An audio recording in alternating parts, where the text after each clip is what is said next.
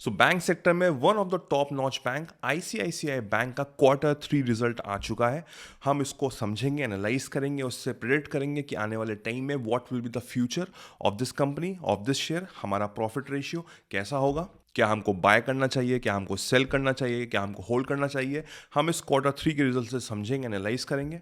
As पर market expectations बहुत high हैं because ICICI bank is a renowned name और शेयर मार्केट में एज वेल एज बहुत ही फंडामेंटली स्ट्रॉन्ग कंपनी है। तो चलिए समझते हैं रिजल्ट्स कैसे आए थे, क्या अपनी एक्सपेक्टेशंस पे वो फुलफिल हुआ है कि नहीं हुआ है। Hey guys, welcome back to financial freedom. मेरा नाम वैभव निगम है and I wish and I hope कि आप जल्दी से फाइनेंशियली फ्री हो जाएं, अपनी लाइफ अपने टर्म्स में जिए बिकॉज यू डिजर्व इट। अगर आप नए चैनल पे जल्दी से सब्सक्राइब कर दीजिए, do hit like and hit the bell icon so that जैसे ही मैं एक नया वीडियो डालूं आपको सबसे पहले नोटिफाई हो। तो चलिए स्क्रीन पे चलते हैं। As we can see ICICI bank इस समय 804 रुपये पे चल रहा है और अगर हम इसके मंथली रिटर्न्स देखें तो वी कैन सी 10% रिटर्न है। चलिए कोई खास नहीं, लेकिन अगर एक साल में देखें तो अब हमको ग्राफ में समझ में आ रहा है कि ये स्टैग्नेंटली गया है बट इंक्रीज काफ़ी हुआ है। As the entire banking section में फ्लक्चुएशंस हो रहे हैं बट स्टिल 50% का रिटर्न दिया है which is a very good sign. और अगर हम 5 साल की बात करें तो 243% रिटर्न दिया है। सो बड़े ही शानदार इसके नंबर्स हैं एज पर रिटर्न। तो चलिए समझते हैं कि Q3 में इसका क्या रिजल्ट क्या है। उसके लिए हमको NSE इंडिया की वेबसाइट पे जाना है। फ्रॉम दैट हमको ICICI टाइप करना है। वहाँ से कॉर्पोरेट अनाउंसमेंट में हम देख सकते हैं कि जस्ट अभी 22 जनवरी को फाइनेंशियल रिजल्ट्स अपडेट हुए हैं। तो जैसे ही मैंने इसका PDF क्लिक किया, ये PDF सामने आ गया। चलिए रिव्यू करते हैं द एंटायर डिटेल्स। ये सारे फिगर्स एंड फैक्ट्स करोड़ में है, we can see that very well, ये करोड़ में है। तो चलिए this standalone financial result को हम समझते हैं। तो ये हमने खोल लिया इनका फाइनेंशियल रिजल्ट। चलिए एक बार सीक्वेंस समझ लेते हैं। 31 दिसंबर 2020, सितंबर 2021, दिसंबर 2021, Q3 21 का, Q2 22 का, Q3 22 का। सबसे पहले हमको देखनी होती है टोटल इनकम। एक चीज़ आपको समझनी पड़ेगी कि income of investment only comes under banking sector because banking sector ही पैसे देती है, वो लेंड करती है, फ्रॉम वहाँ से उसको इंटरेस्ट मिलता है, लोन अमाउंट मिलता है, इन्वेस्टमेंट्स वहाँ से ही होती हैं। तो this income can only be generated, income of investment from only in banking sector. सिर्फ बैंकिंग सेक्टर में इनकम ऑफ इन्वेस्टमेंट जनरेट होती है।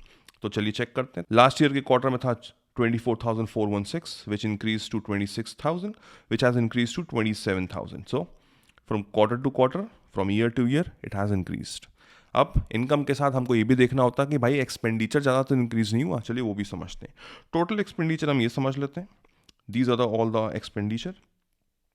लास्ट ईयर था 15,500 which increase to 16,100 which increase to 16,921। तो येस, एक्सपेंडिचर भी year on year as well as Q to Q increase हुआ है। Now the most important thing is कि भाई इसमें प्रॉफिट में कितना इंपैक्ट पड़ रहा है, वो सबसे ज़रूरी चीज़ है देखने की। तो व्हाट इज द फॉर्मूला?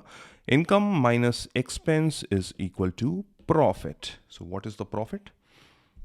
पहले हम समझते हैं ऑपरेटिंग प्रॉफिट। वो था 8,819 जो इंक्रीज हुआ 9,914 जो इंक्रीज हुआ 10,140 के around.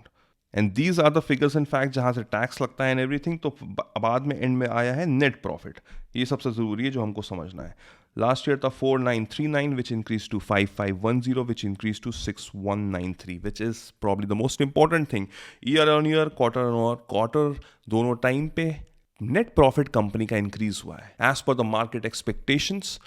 Figures and facts, the quarterly results are amazing.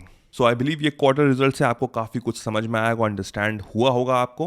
Now the question is कि क्या हमको इस समय बाय करना चाहिए, सेल करना चाहिए, होल्ड करना चाहिए, क्या करना चाहिए। देखिए, अगर आप एक नए इन्वेस्टर हैं, अगर आप सोच रहे हैं then you can go for it because अगर हम एक वीक का ट्रेंड देख रहे हैं तो वी कैन सी कि मार्केट में थोड़ा सा डिप हुआ। इसका लो था 795, हाई था 836। सो आप क्वार्टरली रिजल्ट्स अच्छे आए तो मंडे को ऑब्वियस सी बात है इसमें काफी कुछ डिफरेंस देखने को मिलेगा। सो मंडे को हमको समझना पड़ेगा किस तरह से इसका मार्केट शेयर अप हो रहा है कि डाउन हो रहा है। Totally depends upon that situation on that day.